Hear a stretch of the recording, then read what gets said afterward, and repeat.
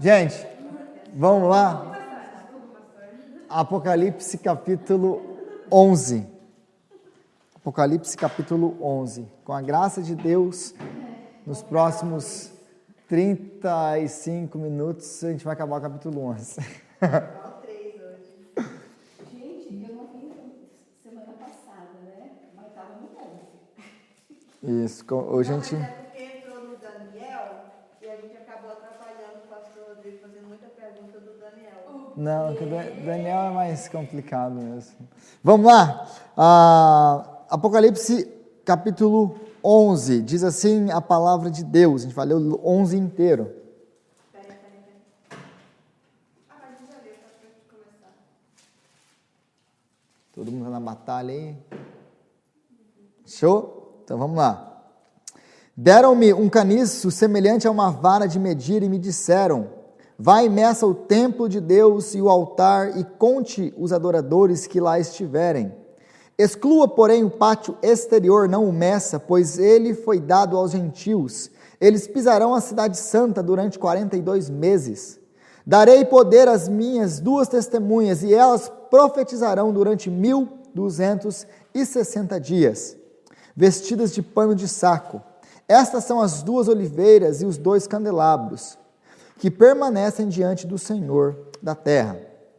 Se alguém quiser causar-lhes dano, da sua boca sairá fogo que devorará os seus inimigos. E é assim que deve morrer qualquer pessoa que quiser causar-lhes dano. Estes homens têm poder para fechar o céu, de modo que não chova durante o tempo em que estiverem profetizando. E têm poder para transformar a água em sangue e ferir a terra com toda sorte de pragas, quantas vezes desejarem. Quando eles tiverem terminado o seu testemunho, a besta que vem do abismo os atacará, e irá vencê-los e matá-los. Os seus cadáveres ficarão expostos na rua principal da grande cidade, que figuradamente é chamada Sodoma e Egito, onde também foi crucificado o seu Senhor.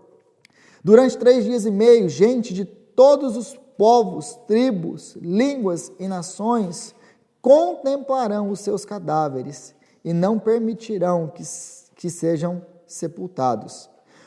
Os habitantes da terra se alegrarão por causa deles e festejarão, enviando presentes uns aos outros, pois estes 2 profetas haviam atormentado os que habitam na terra. Mas depois dos 3 dias e meio, entrou neles um sopro de vida e da parte de Deus, e eles ficaram em pé, e um grande terror tomou conta daqueles que os viram. Então eles ouviram uma forte voz dos céus que lhes disse: subam para cá. E eles subiram para os céus numa nuvem, enquanto os seus inimigos olhavam.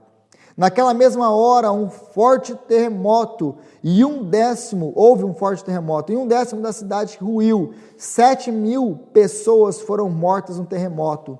Os sobreviventes ficaram aterrorizados e deram glória ao Deus dos céus. O segundo ai passou, o terceiro ai virá em breve. O 7º anjo tocou a sua trombeta e houve fortes vozes no céu que diziam: o reino do mundo se tornou do nosso Deus, o nosso Senhor e do seu Cristo, e ele reinará para todo sempre. Os 24 anciãos que estavam assentados em seus tronos diante de Deus prostraram-se sobre os seus rostos e adoraram a Deus, dizendo: graças te damos, Senhor, Deus Todo-Poderoso, que és e que eras, porque assumiste o teu grande poder e começastes a reinar. As nações se iraram e chegou a tua ira. Chegou o tempo de julgares os mortos e de recompensares os teus servos, os profetas, os teus santos, os que temem o teu nome, tanto pequenos como grandes, e de destruir os que destroem a terra. Então foi aberto o santuário de Deus nos céus, e ali foi vista a arca da sua aliança. Houve relâmpagos, vozes, trovões, um terremoto e um grande temporal de granizo. Até aqui, palavra de Deus. Amém? Amém. Posso fazer só uma pergunta? Pode. Pra começar? Como a gente vê, como você falou, tem tantos que explicam, teólogos, então, o livro de Apocalipse, vai acontecer as coisas ainda? Já aconteceu? Ou não tem nada a ver o livro de Apocalipse? Tá, O final do mundo, do fim do tempo. Essa é uma pergunta, na verdade, que a gente lida bem lá no comecinho, mas eu vou só dar uma recapitulada. Deixa eu só fazer só Tá. o que eu estou te perguntando. É porque cada pastor faz um estudo. Paulo que escreveu o livro de Apocalipse. João. Quando ele estava preso, que ele escreveu? Isso. Então, já falaram assim, que eu já estudei, que ele não podia escrever, é como se ele escrevesse por... como que a gente fala? Tipo assim, eu tô preso hoje, então eu vou escrever uma carta pra você. Aí eu não posso falar assim, Rodrigo, isso. Então eu vou... Enigmas, fala, sinais. Tem alguma coisa a ver com essa explicação? Bom, tem pessoas que assumem isso, mas João está tendo uma visão. Ele está tendo uma visão. E o livro é muito simbólico, por quê? Porque ele está descrevendo coisas futuras, mas também o livro é simbólico, por quê? Porque ele está descrevendo, ele está enraizado ou fundamentado no Antigo Testamento. E ele está repetindo, então, ele está repetindo símbolos que já foram falados no Antigo Testamento. Então, porque quem revelou o Antigo Testamento foi o próprio Cristo, né? Deus revela o Antigo Testamento, ele não se contradiz, ele está basicamente trazendo agora, colocando num lugar só toda a revelação do Antigo Testamento, desses últimos dias. Então, existem algumas linhas teológicas que acreditam que tudo aconteceu em Apocalipse, não tem nada mais para acontecer, que são os preteristas. Eles assumem uma posição que já aconteceu tudo. Essa escola de interpretação, ele tem vários problemas para responder. Eles são muito arraigados, fundamentados nas coisas do primeiro século, e nisso eles estão certos. Nós temos que interpretar o Apocalipse a partir do primeiro século, porque senão a gente acaba em erro. Mas aí eles vão cair nisso aqui e vão começar a interpretar tudo aconteceu no primeiro século. Por exemplo, eles não acreditam como eu acredito, que o livro foi escrito no ano 95. Eles acreditam que foi escrito antes da queda de Jerusalém, que é uma data muito próxima aos escritos do apóstolo Paulo, que foram os primeiros escritos da Bíblia. Aí a gente tem muitos problemas aí para resolver. Então eles não acreditam que vai ter alguma coisa para acontecer. Mas aí a pergunta que eles vão ter sempre que responder é, cadê Jesus que falou que ia voltar aqui? Está tudo escrevendo que Jesus volta aqui, a gente não viu Jesus. Então esse é um dos problemas que eles têm para responder.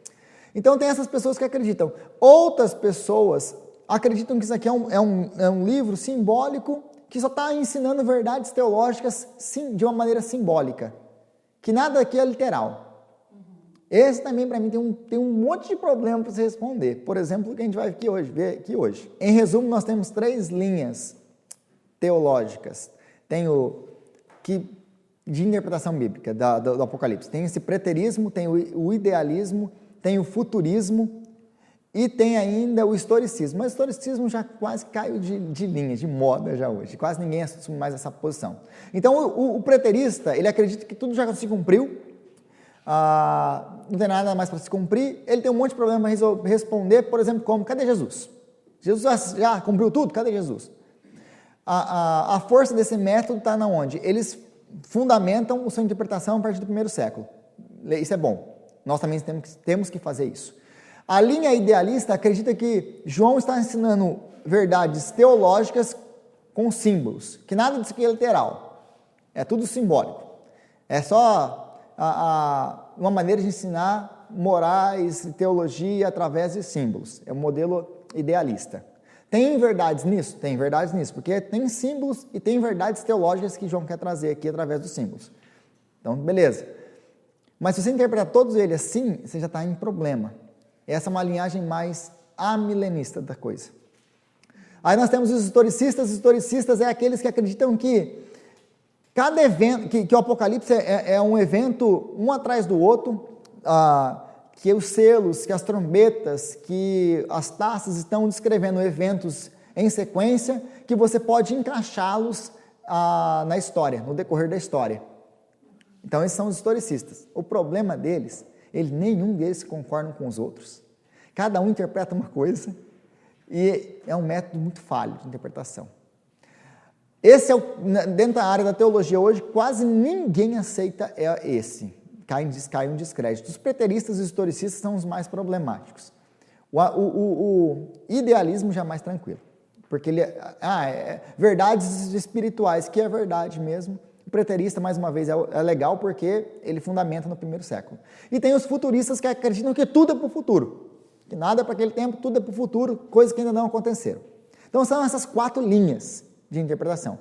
O modelo mais usado hoje ele é eclético, é um modelo eclético, que ele mistura. Por exemplo, assim como os preteristas, nós temos que fundamentar a nossa pesquisa e nosso entendimento em Apocalipse no primeiro século. Assim como os idealistas, nós olhamos para os símbolos e tentamos interpretar eles com as verdades teológicas que eles nos dão.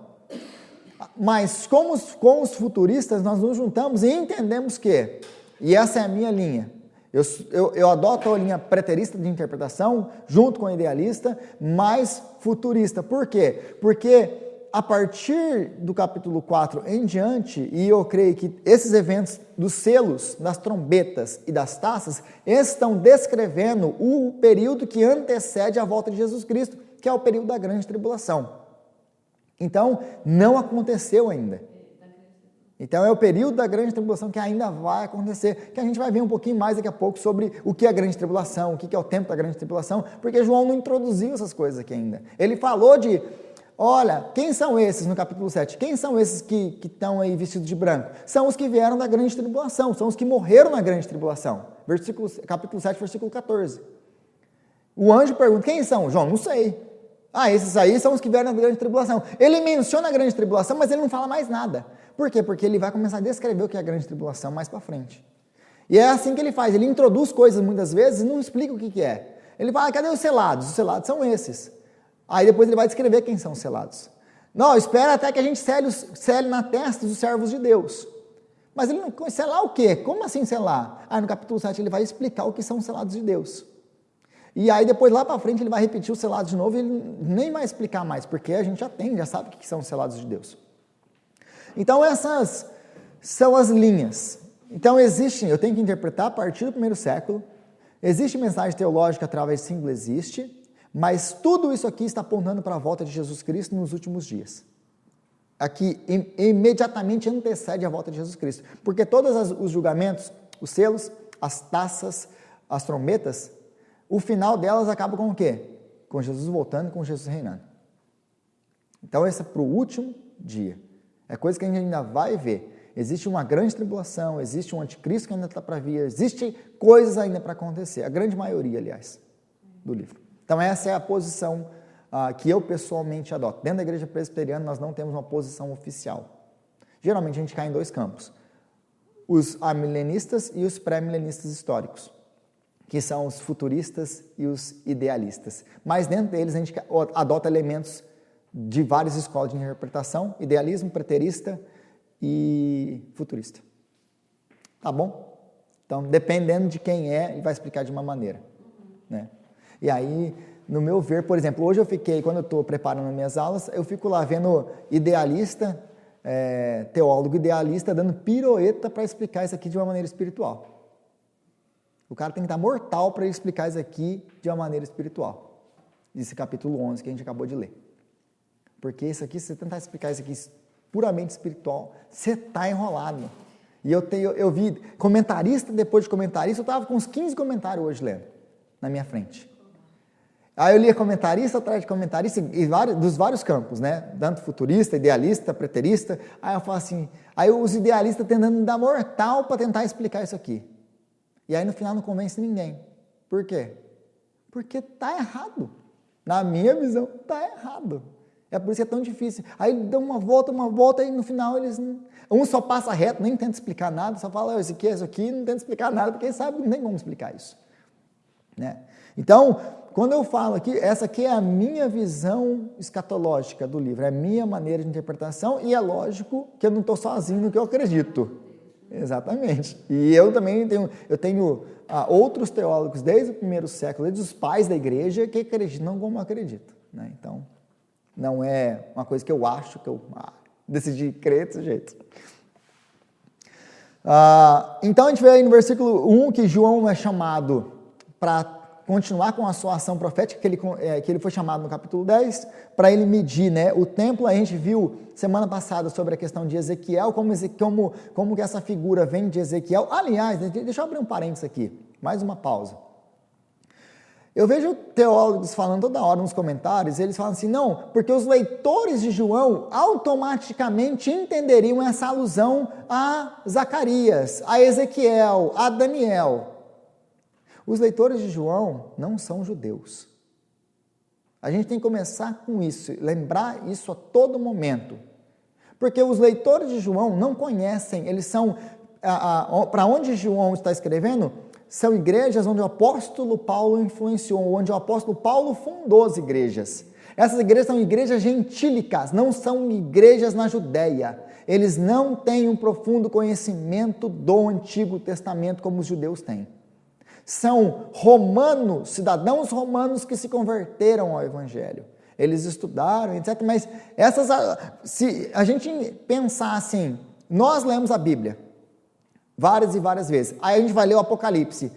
A gente vai automaticamente ler o Apocalipse e lembrar todos os símbolos que estão lá no Antigo Testamento? A gente precisa dos comentaristas, a gente precisa dos estudiosos, de pessoas que se dedicam a só esse livro para nos explicar as semelhanças do Antigo Testamento. Porque mesmo nós que conhecemos a Bíblia, o Antigo e o Novo Testamento, quando lemos Apocalipse pela primeira vez, a gente não consegue entender as alusões ao Antigo Testamento. Então, assumir que esse negócio de, os leitores de João, não, eles iam entender que foi Ezequiel 40, né? Essa alusão a Ezequiel, eles não entendiam isso claramente. Essas alusões que os comentaristas querem ficar falando, não, qualquer leitor de João entenderia esse símbolo de Zacarias. De Daniel, vá lá, porque é bem semelhante. Mas algumas das associações que os teólogos fazem hoje e falam que seria uma coisa muito tranquila para qualquer um entender, nem a igreja hoje entende. Então, sabe, é uma coisa muito ficção de teólogo. Porque tem muita coisa, gente, que teólogo é muito arrogante. Eles pensam que não, eu vou falar aqui, você tem que se aceitar porque eu estou falando que é. E a gente é homem, a gente erra. E aí eles inventam uma coisa lá, eles criam uma alusão, ele olha um paralelo e fala assim, não, é isso aqui, ó, e coloca para você lá escrito. Você não é obrigado a aceitar que ninguém fala, né? Então é lógico que a gente vai com racionalidade estudar e aceitar aquilo que faz sentido e vai rejeitar aquilo que não faz sentido. Então esse negócio de, por exemplo, o versículo 1 aqui é uma alusão a Ezequiel 40. Todos os teólogos basicamente falam isso. E qualquer um lendo o livro de Apocalipse ia entender isso. Você já leu Ezequiel? Às vezes já leu Ezequiel 40, ou leu o livro de Ezequiel, e você leu o capítulo, o versículo 1 de Apocalipse 11, você nunca fez essa associação. E talvez você tenha lido muito mais o Antigo Testamento do que eu, por exemplo. Porque eu não fiz a associação a primeira vez que eu li isso aqui. Então, esse negócio de, os caras entendiam todos os símbolos, uma clara alusão, que não é, e na maioria das vezes não é tão clara assim. Então, é uma coisa que vocês têm que ficar esperto, tá? Por quê? Porque João escreveu para gentios o Apocalipse. Tem judeu? Tem. Mas a maioria das pessoas dentro das igrejas da Ásia Menor são gentílicas. São igrejas gentílicas. Então, essa aqui, mas como Jesus é que está revelando, Jesus está usando, sim, os padrões, os símbolos do Antigo Testamento, para que as pessoas pudessem estudar e fazer o que a gente está fazendo agora, estudar e buscar esses símbolos a entender aquilo que João quer, ou Jesus quer revelar aqui para João.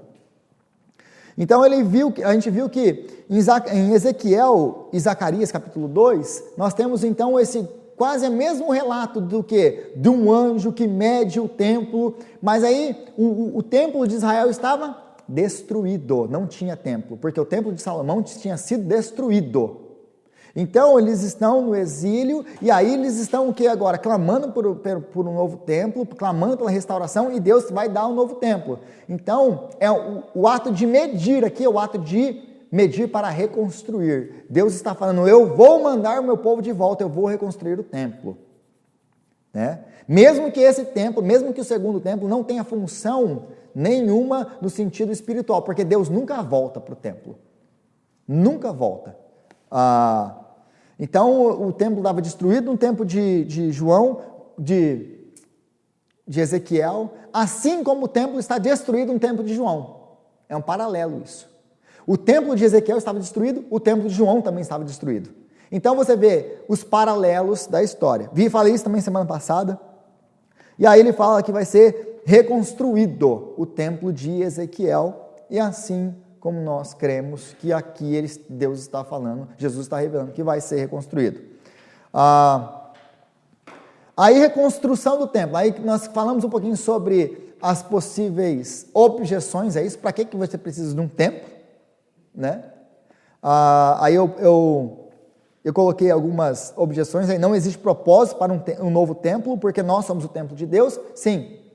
Nós somos o templo de Deus. 1 Coríntios, capítulo 3, Hebreus, capítulo 3, 1 Pedro, capítulo 2, todos falam que nós somos o templo do Espírito Santo, que nós somos a igreja de Deus, em outras palavras. Nós não precisamos de um templo, nós não precisamos de um lugar para nos reunir. Qualquer lugar que a igreja se reúne, vira igreja. Então, isso é verdade. Mas o templo ele não vai ser reconstruído por causa da igreja. Ele não é para a igreja, ele não tem função para a igreja nenhuma. Não vai ser um lugar que a gente vai voltar lá para Deus, para adorar a Deus. Ele tem função escatológica, e só isso. Como o segundo templo, Deus não voltou para o segundo templo, porque não tem evidência nenhuma no Antigo Testamento de que Deus habitou no segundo templo. Ele não habitou. Ele habitou no primeiro templo de Salomão. Depois da destruição, ele não volta para o templo. Por quê? Porque ele estava preparando o quê? O dia que ele habitaria em nós. Então, o segundo templo também não tem função nenhuma, nesse sentido espiritual de salvação. O terceiro também não vai ter. Então, existe essa objeção. Aí, mas então se não tem uma função pro cristianismo, então para que vai ser? Não é porque não tem uma função pro cristão, para nossa salvação, que não precisa, que não vai ser reconstruído. Isso é um argumento falho. Aí seria impossível a reconstrução do templo por causa do monte, né? E aí, o que mais eu coloquei lá? Bom, eu coloquei esses dois argumentos. Seria impossível reconstruir por causa tem lá o templo, a mesquita lá, né? O Domo da Rocha. Aí a gente esquece algumas coisas. Por exemplo, Israel foi destruída no ano 70 e há 100 anos atrás ninguém falava de Israel. Há 100 anos atrás ninguém falava que Israel seria reconstruída. Ninguém falava. Por quê? Gente, passou 1900 anos sem Israel ser Israel. Eles estavam dispersos nas nações. Acabou Israel por 1900 anos. De repente, Israel brota de novo e volta para sua terra. E eles voltam para sua terra, eles ganham mais território, Israel volta para sua terra, volta a falar o hebraico, volta a ser uma nação depois de 1900 anos. Há 100 anos atrás não existia vestígio de Israel voltar, não existia chance. Então a gente fala, não existe porque tem um templo lá, porque tem alguma coisa lá, porque é impossível reconstruir. Quem disse que é impossível reconstruir? Acontece uma guerra, solta uma bomba lá, acabou, é só reconstruir de novo. Porque não sabe o que vai acontecer. Não sabe como Deus pode agir no meio de tudo isso. Então falar que não pode porque tem um outro templo lá, isso há 100 anos atrás não tinha Israel. Então também é uma falácia. Então algumas objeções aí. Porque o templo não tem uma função espiritual para a igreja. Não tem mesmo. Tem uma função escatológica. Aí a gente fala um pouquinho dos 42 meses, que no versículo 2... Os 42 meses, que são 3 anos e meio, ou 1.260 dias, a mesma coisa. Quando falar 42 meses, 3 anos e meio, ou 1.260 dias, é o mesmo período de tempo. Esse período de tempo é encontrado lá em Daniel. Eu não vou lidar com Daniel agora, porque eu estou pensando, eu vou ter que parar Apocalipse, e eu vou ter que voltar em Daniel e explicar Daniel, essas passagens que são muito parecidas com Apocalipse, porque para iluminar o entendimento de vocês. Um dia só para Daniel, tá? Então, eu não vou explicar Daniel agora, não vou entrar. Se você estiver curioso, quer entender isso, vai para Daniel, lê o livro de Daniel, que é o Apocalipse do Antigo Testamento. Você lê Daniel, e aí você vai entender da onde que ele tira essa linguagem de 42 meses e o que está acontecendo nesses 42 meses, porque Daniel é que explica isso. Daniel. Aí você vai achar lá em Daniel 7, 8, 9, 11, 12, você vai achar tudo isso lá. Aliás, você pode vir até o capítulo 2 para frente, lá você vai achar. Então, 42 meses. Aqui, lembra-se que no capítulo 7, mais uma vez, João introduz a grande tribulação, mas ele não explica nada de grande tribulação, ele não fala nada da grande tribulação. Ele basicamente, ele diz, esses aqui que foram lavados no sangue do Cordeiro, quem são eles que estão vestidos aí de vestes brancas, etc., são aqueles que vieram da grande tribulação. Ponto. Ele não explica a grande tribulação. Por quê? Porque ele vai explicar mais para frente o que é a grande tribulação. E aí, aqui ele começa a não apenas explicar o que é a grande tribulação, mas explicar o tempo da grande tribulação. Qual que é o tempo da grande tribulação? 42 meses. Ou 1.260 dias. Ou 3 anos e meio. Então, quando falar, eles vão falar intercalado isso. Eles vão usar isso de uma maneira aleatória. Vai usar 3 anos e meio uma hora, 42 meses outra hora, 1.260 dias outra hora. Aí a gente entra no versículo 3, do 3 ao 13, que fala das duas testemunhas. E aí começa a falar aí, ele fala no versículo 2, que os gentios pisarão a cidade santa por 1.260 dias, ou por 42 meses, né? 42 meses que ele usa para o versículo 2. Exclua, porém, o pátio exterior, não o meça, pois ele foi dado aos gentios, pois eles pisarão a cidade santa durante 42 meses. Então, 42 meses. Versículo 2, ele fala, olha, você não mede essa parte do templo, porque os gentios vão vir e vão pisar. O que é pisar? É subjugar, é destruir, é causar dano. Então, os gentios vão fazer isso com a cidade santa. Qual a cidade santa? Jerusalém. Mas aí ele já muda na hora ali, do versículo 2 para o 3, sem explicação, sem introduzir, ele fala assim, darei poder às minhas duas testemunhas e elas profetizarão durante 1.260 dias, vestidas de pano de saco. Então ele acabou de falar 42 meses, aí ele vai falar agora 1.260 dias, que é ao mesmo tempo, ou seja, a cidade santa vai ser pisada, os gentios vão dominar, os gentios vão destruir, os gentios vão causar caos, mas as minhas duas testemunhas, eu vou dar poder para elas, autoridade para elas, e elas vão testemunhar o quê? Em favor de Deus, durante todo esse tempo que a cidade for pisada e destruída. Então ele está falando aqui, durante esse mesmo tempo, vestidas de pano de saco. O que é vestida de pano de saco? É o tipo de mensagem que eles têm. É uma mensagem, quando os profetas profetizavam, ou os reis colocavam um pano de saco, eles rasgavam suas vestes e colocavam um pano de saco, o que eles queriam fazer com aquele sinal? O que era aquilo? Sinal de luto, sinal de arrependimento, sinal de juízo de Deus.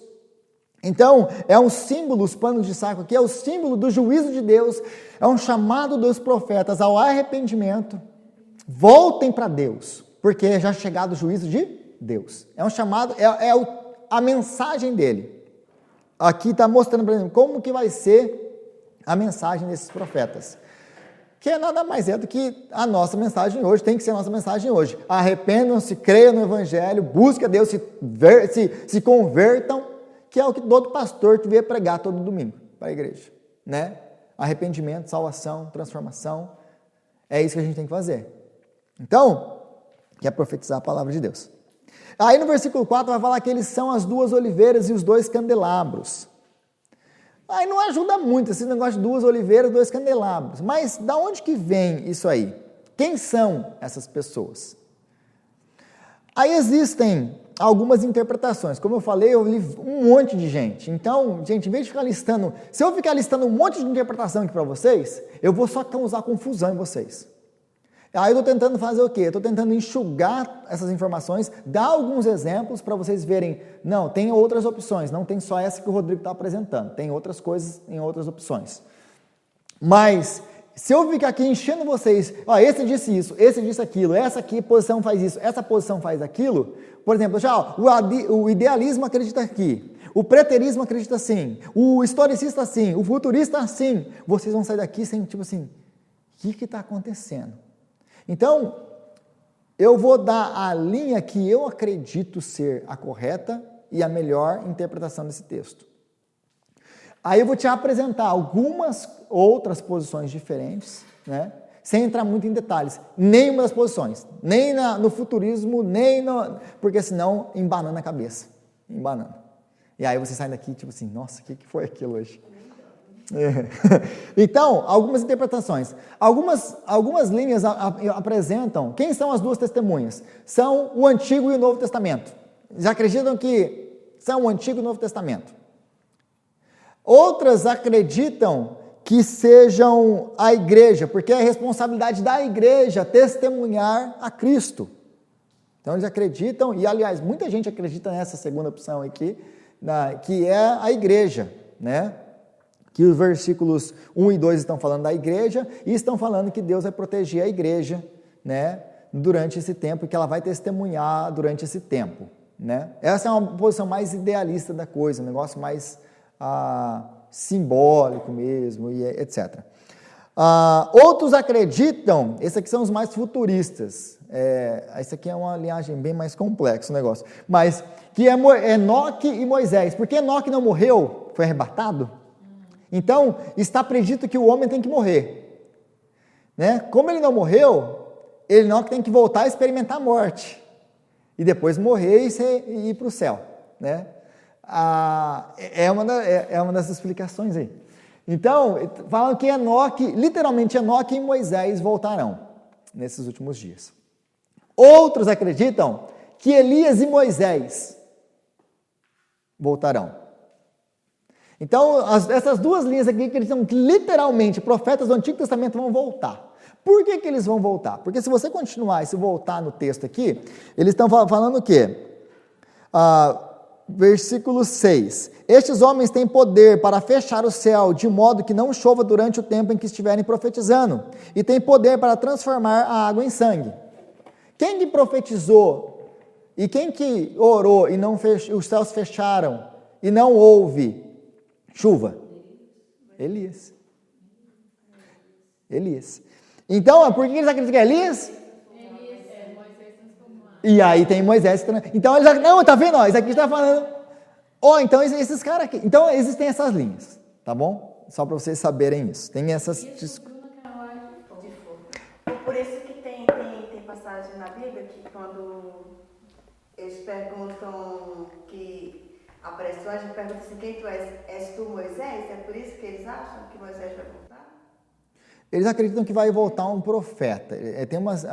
Isso é uma confusão. Isso é uma confusão. Se eu entrar nisso aqui, isso é uma confusão. Mas não tem uma parte lá que João vê Moisés, Elias... Lucas capítulo 9. Lucas capítulo 9, o capítulo da transfiguração. Ele vê Moisés e Elias. Mas o que está acontecendo ali, em Lucas, especialmente Lucas capítulo 9, o que está acontecendo ali aquilo ali também é simbólico, a lei e os profetas dando testemunho de quem é Cristo. Lembra de tudo que a gente está vendo em Lucas. Lucas, a pergunta é, quem é esse? Quem é esse? Quem é esse? Quem é esse? Quem é esse? E Jesus vai sempre respondendo, esse é esse. Aí chega a transfiguração, é o momento em que vai mudar totalmente o ministério de Jesus, porque da transfiguração para frente, ele vai para Jerusalém para ser morto. Porque agora ele já respondeu quem ele é. Então a transfiguração é esse ponto que marca um divisor de águas no Evangelho. Então ele fala assim, olha, esse aqui é Elias, esse aqui é Moisés. Aí o Pedro, Tiago, João está lá olhando, que legal que a gente está aqui, né? Vamos fazer 3 barracas. Eles nem sabem o que ele está falando. Aí eles ouvem a voz do céu. Aquele ali aquela é a revelação de que Lucas está construindo desde o começo. Quem é este? Quem é este? Quem é este? Aí Deus responde. Primeiro, esse é aquele que tem lá autoridade sobre a tempestade, autoridade sobre as doenças e a morte, autoridade sobre os demônios. Ele vai repetindo isso toda hora. E aí depois chega no final, o ápice de tudo. Quem é este? Este é o meu filho. Esse é aquele de quem a lei, Moisés e os profetas, Elias, dão testemunho.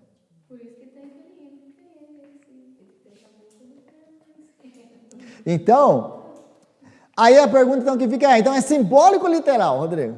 Tá, você apresentou essas 4, é o que isso aí? Você interpretar isso aqui de uma maneira simbólica, e eu li bastante gente simbólico, vocês têm que dar pirueta, você tem que dar mortal para você explicar isso aqui de uma maneira simbólica. Tem que. Porque teve uns lá que fazia até matemática no negócio. Porque os números, os triângulos, as multiplicações e etc. Eu falei assim, gente, é o ápice de tentar evitar, de forçar aquilo que você quer que o texto fale, na minha opinião. Por quê? Porque tá bom, vamos pensar que é o Antigo Testamento e o Novo Testamento. Ou vamos pensar que é a igreja, tá? Que é simbólico, é um símbolo da igreja, é um símbolo para representar o Antigo e o Novo Testamento, que é essa linhagem mais idealista. Como que a igreja se veste de pano de saco? Ou pior, como que o Antigo e o Novo Testamento se vestem de pano de saco? Como que a igreja ou o Antigo e o Novo Testamento, eles têm um tempo determinado, aquele tempo para profetizar? Como que eles são chamados? Eles mostram no versículo 6 e no versículo 10 aí, os 2 homens, especificamente falando de homens, são pessoas.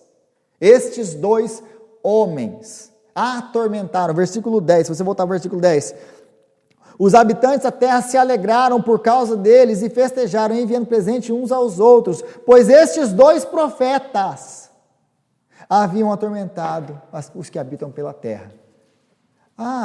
Como que o Antigo e o Novo Testamento são esses 2 profetas? Gente, tudo isso é lógico que eles vão ter resposta para isso. Agora, o quão convincente essa resposta é que é o negócio. Eles podem fazer, versículo 6, eles fazem milagres. Então é o Antigo e o Novo Testamento, é a igreja que fecha o céu, que faz milagres, que torna a água em sangue, igual Moisés, igual Elias fizeram, e fazem todo esse negócio todo, essa quebradeira toda que a gente está vendo ali. Que eles podem fazer o que eles quantos milagres querem, quantas vezes bem entenderem. Como que você fala que isso aí é a igreja ou o Antigo e o Novo Testamento? Tem outras posições, dentro disso aí tem outras explicações, que eles vão fazer os idealistas, né? Mas o que eu estou tentando mostrar aqui é como que você coloca isso dentro desse capítulo e fala que isso aqui é símbolo. Não tem como. Não tem como. Aí quando eles terminarem, eles serão mortos. Como que o Novo e o Antigo Testamento vão ser mortos? E os seus cadáveres vão ser expostos na rua da grande cidade, que figuradamente é chamada Sodoma e Gomorra, onde o seu Senhor foi crucificado, que é Jerusalém. Então vamos expor os cadáveres do Antigo e do Novo Testamento na rua. Faz sentido.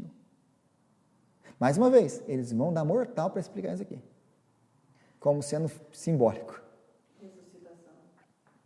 Depois, eles ressuscitam e Deus fala, vem para cá. O Antigo e o Novo Testamento vão ressuscitar e vão para Deus. Gente, com todo respeito a esses teólogos, desculpa, não dá para engolir. Então, as 2 oliveiras, da onde que vem esse símbolo das 2 oliveiras? Onde que isso é usado? Vem em Zacarias capítulo 4. Lá em Zacarias capítulo 4, Zacarias usa esse termo, esse símbolo. Ele usa não, ele vê isso, né? Porque é uma profecia. Aí ele fala que está basicamente falando desses 2 oliveiras e 2 candelabros. Aí ele vê, na verdade, 1 candelabro e 2 oliveiras. Aí no final ele fala de 2 ungidos. Porque é um capítulo bem curtinho. Mas de quem que ele está falando? Ele está falando de Josué, coloquei Joshua aí, porque é o vício. Gente, eu estou lendo em inglês e estou escrevendo em português. Então eu tenho tudo, que isso aqui é tudo em inglês. Então, na minha cabeça, muitas vezes eu começo a escrever em inglês, na hora que eu volto meus slides, está em inglês. Eu tenho que voltar, escrever em inglês. Porque eu estou lendo em inglês. Então não é Joshua, tá?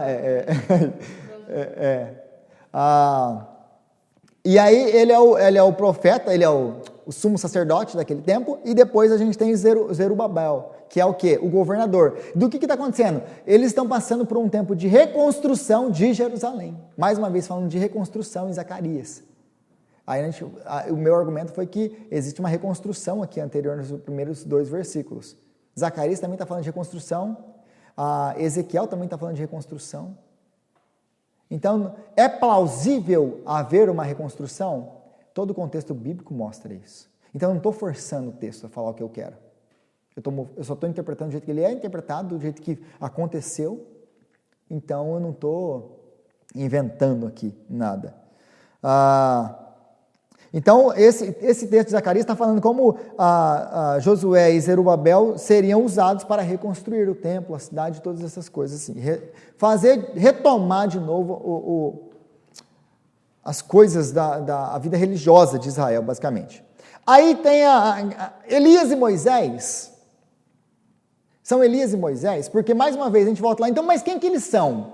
Quem eles são? Elias e Moisés? Porque aí o versículo 6 fala que eles fecharam os céus, e o quê?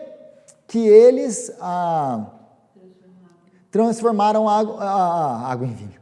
Transformaram água em sangue. Água em vinho, Jesus. Aí você tem eles lá. Então, por causa disso, aí existe essa interpretação. Elias e Moisés que vão voltar no futuro.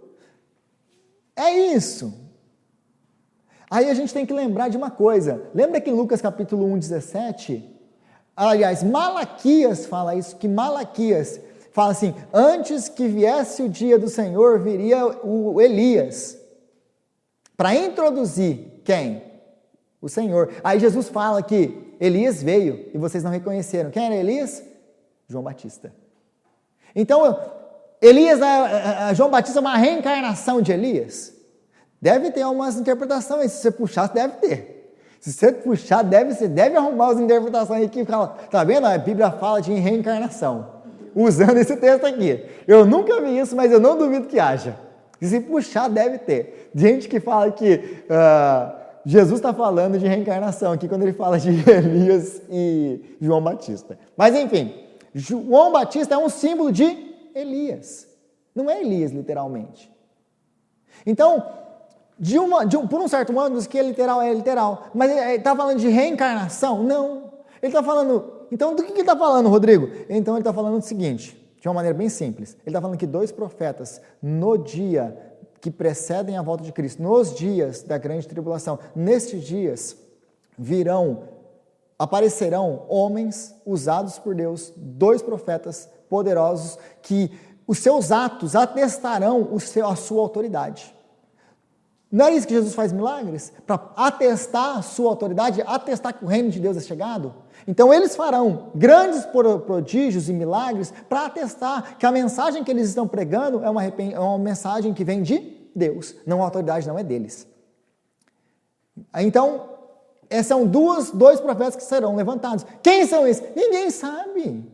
E aí, eu não preciso também fazer, como tantos outros, forçar o texto a falar, não, está vendo, é Elias e Moisés. O texto não está falando isso. Então, falar demais, forçar o texto a falar demais é um problema. Forçar o texto a ser um símbolo é um problema. A gente fica com o que o texto está falando e não força ele a querer falar nada. Eu sei os nomes deles? Não. A Bíblia fala? Não.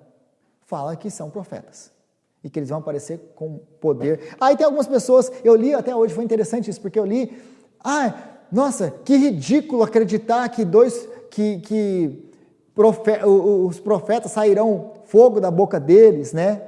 E aí eles, mais uma vez, vão falar de interpretar isso de uma maneira bem idealista, de uma maneira bem alegórica.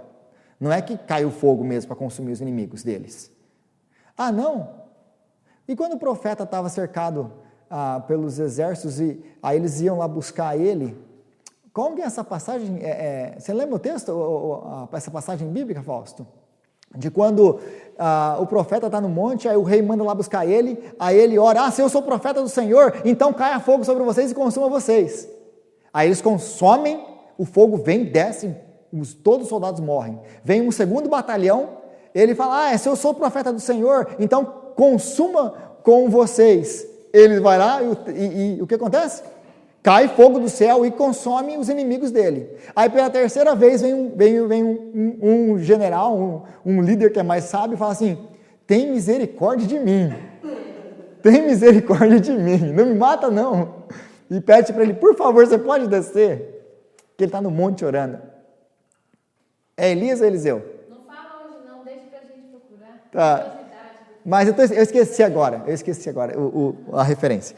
Mas, então, gente, se aconteceu isso literalmente aconteceu isso no passado, com um dos profetas do Senhor, é absurdo eu pensar que isso aqui pode acontecer?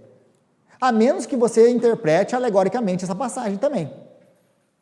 Que você assuma essa passagem de uma maneira alegórica. Tá. Aí no versículo 7, a gente vem a besta que vem do abismo. E a besta, agora ela é pela primeira vez introduzida no capítulo 11. Quem é a besta? A besta do Apocalipse. E João, ele não vai mais falar nada da besta agora aqui. Por quê? Porque o capítulo 12 e 13 vão explicar quem são a besta. O capítulo 17. Então isso aqui ele vai explicar mais para frente. Assim como foi a grande tribulação, ele falou um pouquinho da grande tribulação no capítulo 7, versículo 14. Falou agora um pouquinho do tempo da grande tribulação, no capítulo 11. Mas ele não explicou muito bem esses negócios todos. Agora ele vai juntar isso tudo no capítulo 12 e capítulo 13, para explicar a grande tribulação, explicar a besta que saiu do abismo, que matou as duas testemunhas. Quem é essa besta? Porque ele fala, a besta que saiu do abismo foi lá, matou os caras e beleza. Tá bom, João, mas e quem que são as pessoas? Quem é essa besta? É a pergunta que vem. Ele vai, calma, que eu vou responder isso mais para frente, calma. Eu vou responder isso daqui a pouco. Mas ele acaba toda a história. E aí, basicamente, o que acontece aqui? Porque do versículo 8 ao versículo 13, ele está relatando o que acontece com essas duas testemunhas, como elas foram mortas, como elas foram vencidas pela besta, como eles comemoraram. Isso mostra também o quê? A maldade do ser humano. Eles vão se alegrar quando morrerem aqueles que testemunham a favor de Deus. De tal maneira que vai ser um Natal, basicamente. É a gente mandando presente um por outro, agradecido porque a besta matou as testemunhas de Deus. Para você ver o nível que o ser humano chegará no fim. De se alegrar porque os profetas do Senhor foram mortos. Isso é nível mundial. A gente vê aqui, e todo o olho verá. Gente, na época de João isso seria impossível, mas como hoje... A gente pode...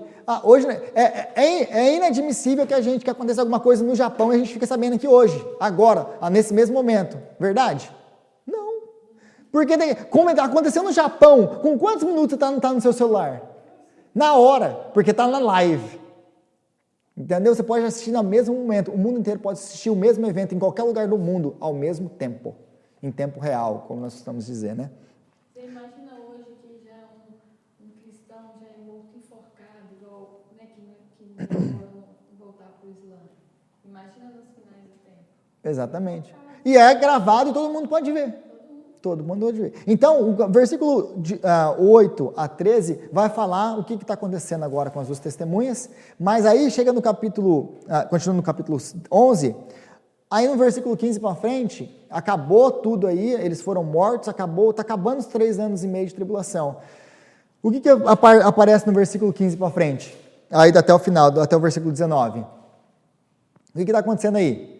Tocam a 7ª trombeta, e o que acontece com a 7ª trombeta? Vem o juízo de Deus, Deus destrói todas as coisas, acaba o mundo, Jesus volta, Jesus reina eternamente. Amém. Então, se eu assumir que o Apocalipse é uma progressão, então a gente tem várias vezes que Jesus volta aqui, que Jesus reina, que Jesus começa tudo de novo e destrói a terra. A terra vai ser destruída pelo menos umas 3 vezes. Então, é isso aí que a gente tem. Na 7ª trombeta, acaba-se o mundo e Jesus volta e acabou. Aí a gente finaliza. Mas antes de começar com as taças, João vai parar mais uma vez, dar uma outra pausa 12 e 13, para explicar o que está acontecendo nesse período de grande tribulação, que é o capítulo 12 e 13, que a gente lida a partir de semana que vem. Amém? Deus abençoe.